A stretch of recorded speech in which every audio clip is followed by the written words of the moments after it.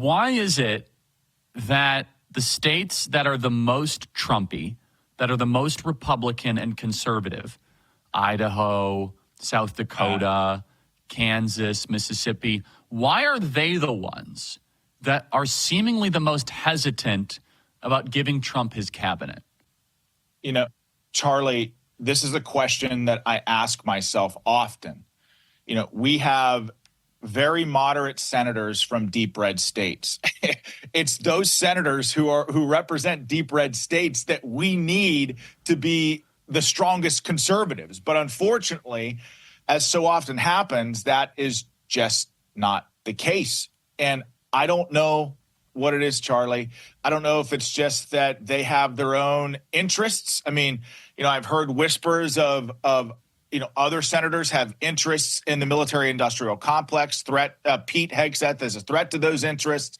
And because those senators have ties to those organizations, they don't want Pete because they want those organizations to be intact. Other senators, probably wanted to be Secretary of Defense themselves, so maybe that's why they oppose.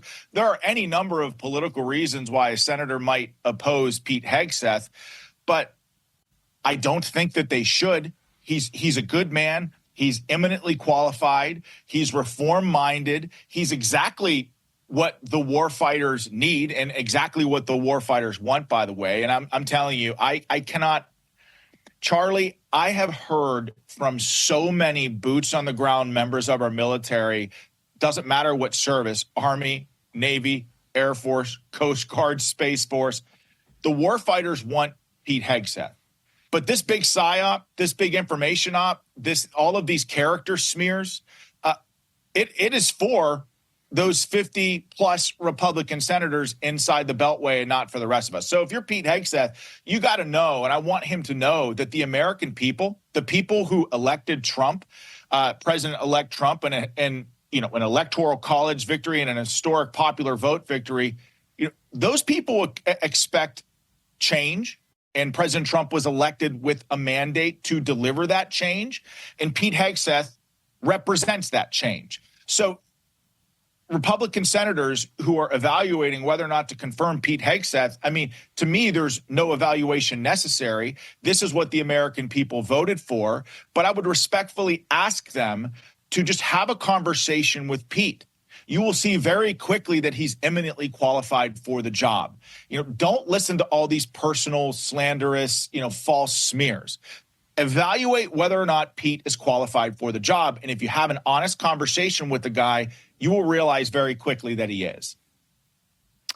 Yeah, and so these Senate Republicans, for their own reasons and ones that are not totally disclosed, seem to not actually respond to voters, but to special interests or their own very weird private ideology. And they seem insistent on thwarting the president's agenda and just not even ignoring, but just kind of casting aside what would be a great team of change makers. And so Pete right now needs to navigate this thicket. As going through this, Sean, similar things, what is this like personally? I mean, you're not sleeping. Your phone is lighting up all the time. Can you just give us a little bit of detail of what it's like to be on the receiving end of a nonstop media propaganda blitzkrieg? Thank you for asking that question, because attacks like this affect more than just the person who is on the receiving end of them. I can tell you with certainty that, I have 5 children. This affected them in a very deep and profound way. They weren't on the ballot, but they sure as heck knew exactly what was going on. They were exposed to false things that they should have never been exposed to. My family, extended family, my friends, they were all dragged into this, because of false media smears. And in this case, we're talking about a Pennsylvania Senate race back in 2022. Don't want to go too deep into that. But the point is, no need. This deeply affects, people's family. And I know for a fact that as strong as Pete is and as strong as his wife is, he's got little kids and they are watching everything that happens. And I'm telling you, my friend, they don't deserve that. And what's happening to Pete right now, his children, who are all young, will remember it for the rest of their lives. So this, to me, is yet another rallying cry for Republican senators. Don't run from this fight. Lean into it.